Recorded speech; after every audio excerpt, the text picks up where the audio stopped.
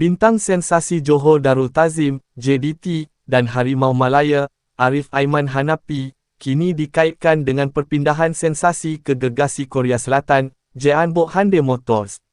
Laman portal sukan Korea Selatan, @@onteam, mendakwa bahawa pihak pengurusan Jeonbuk sudah mencapai persetujuan lisan dengan pemain berusia 24 tahun itu. Walau bagaimanapun, perpindahan ini dikatakan bergantung kepada penghijrahan dua tonggak utama Jeonbuk, Song Min Kyu dan Patrick Twumasi. Berdasarkan data transfer market, kontrak Arif Aiman bersama JDT dijangka berakhir pada penghujung musim ini.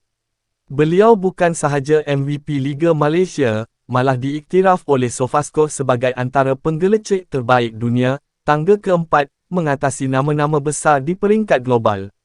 Ini bukan kali pertama Arif Aiman menjadi buruan kelab luar negara. Sebelum ini, kelab terkemuka Iran, Persepolis, juga dilaporkan pernah berminat untuk mendapatkan khidmatnya.